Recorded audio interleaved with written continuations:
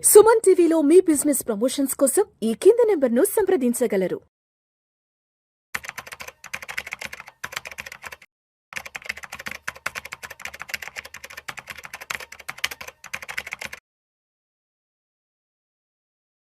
నమస్తే రేవంత్. నమస్తే అండి. రేవంత్, ఒకసారి మార్కెట్ల గురించి, మార్కెట్ల చుట్టూ జరుగుతున్న విధ్వంసం గురించి కొంచెం డీటెయిల్గా మాట్లాడుకుందాం రేవంత్.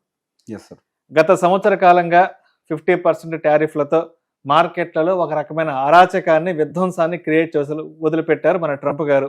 అవును. సరే 50% కదా, ఏదో కింద మీద పడి ముందుకు వెళ్ళిపోదాం అనుకున్నాం. బట్ మళ్ళీ ఆల్ ఆఫ్ సడన్ గా ఏ దేశాలు అయితే రష్యా నుంచి చమురు కొంటాయో ఆ దేశాలపైన నేను 500% టారిఫ్ వేయబోతున్నానంటూ కూడా ఇంకొక అతి పెద్ద టారిఫ్ బాంబు ఒకటి తీసుకొచ్చి మార్కెట్ల మీద వేసాడు. అవును. ఇక్కడ వరకు ఒక ఎపిసోడ్ బాగానే ఉంది. నేను కాక మన మోర్గన్ స్టాన్లీ వాళ్ళు ఏం చెప్పారంటే, ఈ 2026లో బెంచ్ మార్క్ ఇండెక్స్ సెన్సెక్స్ 107,000 వరకు రీచ్ అవబోతుందంటూ చెప్పారు. ఈ రెండు ఎక్కడైనా సింక్ అయ్యే అవకాశం ఉందా? ఎందుకంటే ట్రంప్ ఏ రోజు ఏ టైంలో ఎటువంటి డెసిషన్ తీసుకుంటాడో తెలియదు. ఏ దేశం మీద ఎలాంటి బాంబు వేసి అది ప్రపంచం మొత్తం నివ్వెరపోయేలా చేస్తాడో అర్థం కావట్లేదు. మరొక వైపు మోర్గన్ స్టాన్లీ వాళ్ళు ఇండియన్ మార్కెట్స్ కి సంబంధించి చాలా పాజిటివ్, చాలా గుడ్ రిపోర్ట్ ఇచ్చారు. అవునండి. సో ఇయర్ మార్కెట్స్ ఇలా వెళ్ళబోతున్నాయి. అవును. అంటే నాకు అర్థం కాని విషయం ఏంటంటే, వీళ్ళు ఇచ్చిన రిపోర్ట్ కి ఈ ట్రంప్ చేసే అరాచకాలకి, దురాఘాతాలకి ఎక్కడైనా మ్యాచ్ అవద్దా అని అనిపిస్తుంది. ఏంటి పాసిబిలిటీస్ ఉన్నాయి అసలు? సో బేసిక్ గా ఎస్, మన కొంతవరకు టారిఫ్ ఇంపాక్ట్ అయితే ఉంది. టారిఫ్ ఇంపాక్ట్ దేని మీద ఉంది అనేది మనం ఆలోచించాలి. టారిఫ్ ఇంపాక్ట్ మన ఇండియన్ జీడిపి మీద పడ్డదా? లేదు. ఇప్పుడు యూజువల్ గా రూపీ డిప్రిసియేషన్ ఇంపాక్ట్ ఇదంతా కూడా ఇన్ఫ్లేషన్ మీద పడాలి, పడ్డదా? జరగలేదు. ఇన్ఫ్లేషన్ అసలు ఆర్బీఐ కంఫర్ట్ జోన్ దాటి డిస్ఇన్ఫ్లేషన్ వైపు వెళ్తుంది. అసలు లేదు ఇన్ఫ్లేషన్. మనకి టారిఫ్ వల్ల డైరెక్ట్ గా ఎకనామికల్ ఇంపాక్ట్ ప్రాక్టికల్లీ లేదు. ఇప్పుడు మన మార్కెట్స్ ఇంపాక్ట్ గత వారం రోజుల్లో చూడటానికి గల కారణం ఏంటి? ఎఫ్ఐఎలకు సెల్లింగ్. అసలు ఈ లాస్ట్ 1 వీక్ ఏంటి? ఎఫ్ఐఎలు పోయిన సంవత్సరంలో దాదాపుగా 3.5 లక్షల కోట్లు అమ్మేశారు. డిఐఎస్ సపోర్ట్ చేశారు డబుల్ ద క్వాంటిటీ తో. ఎగ్జాక్ట్లీ. ఎప్పటికప్పుడు డిఐఎస్ సపోర్ట్ చేశారు. They are doing that parallelly. FIIs అమ్ముతున్నారని ఒక కారణం తీసి పక్కకు పెడితే మన మార్కెట్స్ పట్టడానికి ఇంకో రీజనే లేదు. ఓకే, ఇంకో మాట మాట్లాడుకుందాం. ఇప్పుడు ఆల్రెడీ 50% టారిఫ్ వేసాడు. మన ప్రోడక్ట్స్ ఆల్రెడీ ఎక్స్పెన్సివ్ అయిపోయినాయి. ఆల్రెడీ మన ఎక్స్పోర్ట్స్ తగ్గినాయి. యుఎస్కి వెళ్ళే ఎక్స్పోర్ట్స్. ఇప్పుడు ఏం పోతుంది మనకి 500 వేస్తే? మనకేం ఫరక్ పడదంటావా? ఏం పడుతుందండి? ఆ గుప్పెట్లో ఇంకొద్ది జారుద్ది, అంతే కదా. సో ఆల్రెడీ పడాల్సిన దెబ్బలు ఆల్రెడీ తిన్నాం మనం. మార్కెట్ తినేసి లాస్ట్ 15 months కి.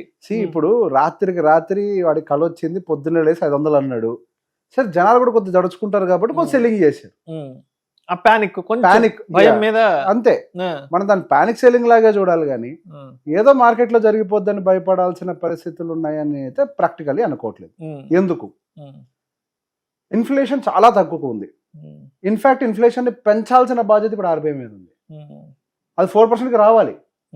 డిస్ఇన్ఫ్లేషన్ స్టేజ్ లో ఉండకూడదు.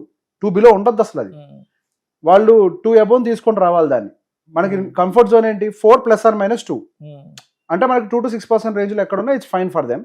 4 దగ్గర మెయింటైన్ చేయడానికి ట్రై చేస్తారు. సో దాన్ని 4 దగ్గరికి తీసుకురావడానికి ఆర్బీఐ ఏం చేస్తుంది? వడ్డీ రేట్ల కట్ చేస్తుంది,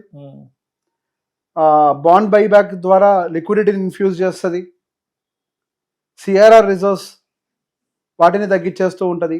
దీనివల్ల ఏం జరుగుతుంది? కొన్ని లక్షల కోట్ల రూపాయలు మార్కెట్లకు సర్క్యులేట్ అవుతాయి. మన గత 4 సంవత్సరాల 5 సంవత్సరాల టైం నుంచి కొన్నిట్లో సఫర్ అయ్యాం. ప్రజల దగ్గర ఆదాయం పెరగట్లేదు కానీ ఖర్చులు విపరీతంగా పెరిగాయి. Inflation has spiked up where incomes were not. ప్రజల యొక్క ఇన్కమ్ అంతే ఉంది. ఇప్పుడు మార్కెట్లోకి ఏమవుతుంది? లిక్విడిటీ ఇన్ఫ్యూజ్ అవుతుంది. ఆ డబ్బులను తీసుకొని జనాలు ఏం చేస్తారు? ఐదర్ ఖర్చు పెట్టాలి లేదా పెట్టుబడి పెట్టాలి. ఇప్పుడు బేసిక్గా ఈ పనులు ఎప్పటి నుంచో చేస్తున్నారు కదా, మరి ఇంకా పెద్ద ఎత్తున ఇంపాక్ట్ కనపడట్లేదు ఏంటి అని చెప్పేసి చాలా మంది కూడా అడిగారు. ఫస్ట్ డబ్బులు ఇన్ని రోజుల పాటు డబ్బులు అసలు మిగులుతాయో లేదో అన్న భయంలోనే చాలా మంది అసలు అప్పులు చేసుకుంటూ చిన్న చితక లోన్లు తీసుకుంటూ గడిపేసిన వాళ్ళు బోల్డ్ మంది. డబ్బులు వచ్చిన వెంటనే అందరూ ఖర్చు పెట్టరు. అసలు ఇప్పటికే వాల్యూమ్ స్పైక్ అయినాయి. Auto sales 40% up year on year. GST reduction తర్వాత మనకి జిఎస్టీ కలెక్షన్స్ బై డిఫాల్ట్ తగ్గాలి కదా, సేమ్ వాల్యూమ్ మెయింటైన్ అయితే. అట్లాంటిది పెరిగింది కలెక్షన్. దాని మీనింగ్ ఏంటి? వాల్యూమ్ పికప్ అయింది మార్కెట్లో. ఏం ట్రంప్ ఇంపాక్ట్ ఏం పడ్డది మన భారతదేశం మీద? జస్ట్ సెంటిమెంట్ అంతే. ఇప్పుడు ఎకనామికల్ గా కానీ ఫండమెంటల్ గా కానీ మన ఇండియాలో ఏ ఒక్క బ్యాడ్ ఎలిమెంట్ లేదు. ఎగ్జాక్ట్లీ. ఒకటి FIS వెళ్ళింది, అంతే. దాన్ని రివర్స్ చేయాలి. దాన్ని రివర్స్ చేయాలంటే ఏమేం ప్రాబబిలిటీస్ ఉన్నాయి మనకి? February 1 నిర్మలా సీతారామన్ గారు సూట్ కేసు పట్టుకొని వస్తారు, బడ్జెట్ ప్రసంగం. ఎస్, ఆ సూట్ కేసులో వాళ్ళకి హల్వా సెలబ్రేషన్ జరుగుతుంది కదా, ఒక 5-6 రోజుల ముందు ఒక చిన్న హల్వా సెలబ్రేషన్ చేస్తారు కదా, చేసుకుంటారు. ఈసారి నేనేమనుకుంటున్నానంటే ఆ సూట్ కేసులో కొద్దిగా హల్వా FIL కోసం తెస్తారు అనుకుంటారా? చాలా మంచి మాట చెప్పారు. ఓకే, కొంచెం స్వీట్ తీసి వాళ్ళు కూడా అట్టేస్తారు. అది అంటే బేసిక్ ఇప్పుడు FIS అలిగినట్టున్నారు కదా, ఈ మధ్య అలిగారు కదా. అంటే FIL అలగడానికి కూడా కారణం ఏంటి? ఆల్రెడీ రూపీ డిప్రిషియేషన్, అంటే మార్కెట్ లో అన్సర్టనిటీ ఉందిలే. వాళ్ళు అదే రూపీ డిప్రిషియేషన్ ఒక ఇష్యూ, ట్యాక్సులు పెంచారు, ఇవన్నీ అంటే క్యాపిటల్ గెయిన్ ట్యాక్స్లు ఇవన్నీ పెంచారు. ఒకవైపు అన్సర్టనిటీ, వాల్యుయేషన్స్, ఇవన్నీ ప్రాబ్లమ్స్ ఉన్నాయి. ఇప్పుడు వాల్యుయేషన్ కరెక్షన్స్ అన్నీ అయిపోయినాయి, ఇక ఆ ప్రాబ్లం లేదు. ఎర్నింగ్స్ గ్రోత్ పెరుగుద్ది, దానికి ప్రాబ్లం లేదు. మార్కెట్లో లిక్విడిటీ పెరుగుతుంది, దానికి ప్రాబ్లం లేదు. ఇక మిగిలింది ఏంటి ప్రాబ్లం? టాక్సేషన్ విషయం ఒకటే కదా మనకున్న ప్రాబ్లం. సో ఈసారి నిర్మలా సీతారామన్ గారు కొద్దిగా పెద్ద బడ్జెట్ నే ప్రవేశపెడతారని నేను అనుకుంటున్నాను. మార్కెట్లకి కావాల్సిన, ఇప్పుడు మార్కెట్లకి ఇంజక్షన్లు ఇచ్చి ఇచ్చి ఇచ్చి ఇచ్చి ఇచ్చి పరిగెట్టట్లేదు, ఇంకా నడుస్తున్నాయి. ఈసారి స్టెరాయిడ్ ఇవ్వాలి ఒకటి, మార్కెట్లు పరిగెట్టాలి, ఒక స్టెరాయిడ్ ఇస్తే కదా అది పోదు. ఆ స్టెరాయిడ్ ఈసారి ఇస్తారేమో అని అనుకుంటున్నాను. One of the best budget అవుద్దేమో అని అనుకుంటున్నాను ఇది ఈసారి. ఎందుకంటే లాస్ట్ 12 to 15 months లో మార్కెట్ లో ఎన్ని విధ్వంసాలు జరిగాయో అందరు చూసారు కాబట్టి జరగాల్సినవి జరిగిపోయాయి, ఇంకా అంతకు మించి చూడగలిగేది లేదు.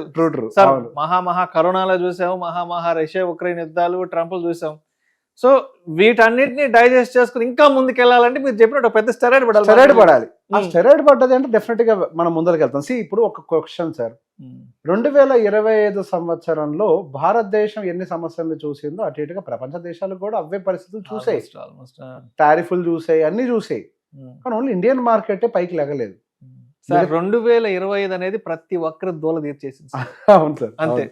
ఒక ఇండియన్ మార్కెట్ పెరగలేదు, మిగతా అన్ని పెరిగినాయి. మన ఇండియన్ మార్కెట్ లో బేసిక్ FIS యొక్క అలక కొద్దిగా ఎక్కువగా ఉంది. దాన్ని ఈసారి ఐ బిలీవ్ లాస్ట్ టైం మీకు గుర్తుంటే నిర్మలా సీతారామన్ క్యాండిల్ అని ఉంది, దానికి ఒక పేరు కూడా పెట్టారు. అప్పుడు కార్పొరేట్ ట్యాక్సెస్ పెంచినప్పుడు FISL అమ్మకాలు మొదలు పెడితే నిర్మలా సీతారామన్ గారు దాన్ని తగ్గించేశారు. వెంటనే ఫట్ మన పైకి లేసింది మార్కెట్, వెళ్ళిపోయింది ఎక్కడికో, ఆగలే అక్కడి నుంచి. There is no looking back. అట్లాంటి ఒక షాక్ ట్రీట్మెంట్ యూజువల్లీ ఈ ప్రభుత్వానికి అది ఉంది, షాక్ ట్రీట్మెంట్స్ ఇస్తూ ఉంటారు, వాళ్ళకి ఆ నేచర్ ఆల్రెడీ ఉంది. సో ఈసారి కూడా ఒక షాక్ ట్రీట్మెంట్ ఇస్తారేమో. ఆ షాక్ ట్రీట్మెంట్ అనేది మార్కెట్ ని పైకి పంప్ చేయడానికి మంచి ఇది ఉంటుంది. సో బేసిక్ గా Morgan Stanley 1,07,000 whatever Sensex కి సంబంధించి ఎందుకు చెప్తుంటారు వాళ్ళు? GDP is good, inflation is lower, GST collections, and this is Goldilocks period. Usually Goldilocks period ante enti, where there is a low inflation and high GDP. So there will be more space for the RBI or the central governments to pump liquidity into the market and boost the economy even more. Usually goldilock period దొరకదు. అందరి దృష్టిలో ఇప్పుడున్న period problem అని అనుకుంటారు, ఎందుకంటే returns కంటికి కనిపించట్లే. కానీ ఇది గోల్డీలాక్ పీరియడ్. ఇప్పుడు జరగబోతున్న ఏ ట్రీట్మెంట్స్ అయితే ఉన్నాయో, ఇప్పుడు జరగబోయే ట్రీట్మెంట్స్ ఏవైతే ఉన్నాయో, రానున్న రోజుల్లో మార్కెట్స్ కి ఒక మంచి బూస్ట్ రావడానికి ప్రాబబిలిటీ ఉంది. లిక్విడిటీ అంత ఎక్కడికి పోదు సార్, మార్కెట్లోకి వచ్చాక ఒట్టి కాగితాలను తీసుకొని అయితే జేబులో పెట్టుకోరుగా. Cash is not allowed as per RBI, either it should be in bank or mutual funds or spend, అంతే కదా. ఇంకో దారి ఉందా? లిక్విడిటీ కనిపిస్తుంది మార్కెట్లో ట్రీట్మెంట్ ఆల్రెడీ జరుగుతోంది. ఇంట్రెస్ట్ రేట్ కట్స్ చేశారు, EMIలు తగ్గుతున్నాయి, CRR కట్స్ చేశారు, బ్యాంకులు ఎక్కువ అప్పులు ఇస్తున్నాయి, 2 lakh crores కి బైబ్యాక్ చేస్తున్నారు, ఇంకా లిక్విడిటీ పెరుగుద్ది. GST 2.0 చేశారు, బోల్డ్ అంతా లిక్విడిటీ ఇన్ఫ్యూజ్ అయింది, వాల్యూమ్ పికప్ అయింది. వాల్యూమ్ పికప్ అయితే కంపెనీలకు లాభాలే కదా, నెక్స్ట్ మంచి నెంబర్లే కదా రావాల్సింది. ఇంకా ఆప్షన్ ఉందా? ఇన్ఫ్లేషన్ తక్కువ ఉంది, రా మెటీరియల్ ప్రైస్ పెరగదు, వాల్యూమ్ పెరిగింది, ఏం జరుగుద్ది ఇప్పుడు? వస్తాయి మంచి నెంబర్స్, కొద్దిగా ఓపిక పట్టాలి. మార్కెట్స్ లో ఇది ఉంటది కన్సాలిడేషన్. సో అంటే మొత్తానికి ఆ FIL కి సంబంధించిన ఆ స్వీట్ ఏదో ఇచ్చేస్తే అయిపోద్ది, వాళ్ళు సైలెంట్ అయిపోతారు. FIL కి స్వీట్ ఇస్తారా? ఇక్కడ పొలిటికల్ గా కూడా కొన్ని స్టాండ్స్ ఉంటాయి. FIL కి స్వీట్ ఇస్తారా, లేకపోతే మార్కెట్ కి స్టెరాయిడ్స్ ఇస్తారా? ఏదైనా జరగచ్చు. మార్కెట్ లో బాగా రిటర్న్స్ వస్తాయన్నా కానీ FIL వస్తారు. ఇండియన్ మార్కెట్ లో ఫుల్ స్టెరాయిడ్స్ ఇచ్చారు, ఇక మార్కెట్ లో భూమి అయితే అని అనుకుంటే వాళ్ళే వస్తారు. కానీ ఈ విధానంలో దేనికి ఇస్తారో తెలియదు, ఎటు పడుతుందో తెలియదు, చూడాలి అది. సో మొత్తానికి రాబోయే బడ్జెట్ లో మరి ఈ ట్రంప్ అరాచకాలని తట్టుకొని మనం గట్టిగా నిలబడడానికి, అదేవిధంగా ఇప్పుడు ఎఫ్ఐలకి కరెక్ట్ గా సమాధానం చెప్పాలంటే మరి ఏం జరగబోతుంది ఫిబ్రవరి 1 చూడాలి. అంతే సార్. ఇప్పుడు ట్రంప్ మాటల్ని మనం నియంత్రించలేం, మన చేతుల్లో ఉంది ఏంటి, మన బడ్జెట్, అదొక్కటే మన చేతుల్లో ఉంది. దీన్ని వాడుకొని మనం మొత్తం గేమ్ ని మార్చచ్చు. సి బీజేపీ పార్టీ పేరు వదిలేండి, central government is trying to stabilize this. వాళ్ళు స్టెబిలైజ్, ఎందుకంటే ఏ ప్రభుత్వమైనా అదే ప్రయత్నం చేస్తుంది. They have to stabilize the things. ఈ ఎకానమీ రిలేటెడ్ ఇష్యూస్ అన్ని స్టెబిలైజ్ చేయాలి. Economy is not bad, FIs బయటకు వెళ్తున్నారు, దట్ ఈస్ బ్యాడ్. ఇప్పుడు రూపీ డిప్రిషియేట్ అవుతూ ఉంటే చూస్తూ కూర్చుంటారా? లేదు కదా. ఇప్పుడు అట్లా అని చెప్పేసి ఆర్బీఐ డాలర్ సప్లై పెంచలేదు కదా, రిజల్ట్స్ పడిపోతాయి. ఉండదు ఒకే ఒక దారి, ఎఫ్ఐఎస్ ఒక సెల్లింగ్ ఆపి రివర్స్ చేయాలి ట్రేడ్స్ ని, అదొకటే దారి. సో నా అంచనా మేరకు ఈ స్ట్రాటజీ ఈసారి జరుగుతుందని అనుకుంటున్నా. This will be a bigger event. ఇప్పుడు కరెక్షన్ జరుగుతుంది కదా, మంచిదే కదండి. ఫిబ్రవరి 1వ తారీఖు వస్తుంది కదా. ఇప్పుడు జరిగిన కరెక్షన్ చిన్న పాజిటివ్ న్యూస్ వచ్చిన, పెద్దది అవసరంలే, చిన్నది వచ్చినా మొత్తం రికవర్ అవ్వాలి కదా. Let it happen, it's good for us. Right, thank you so much Revanth. Most welcome అండి.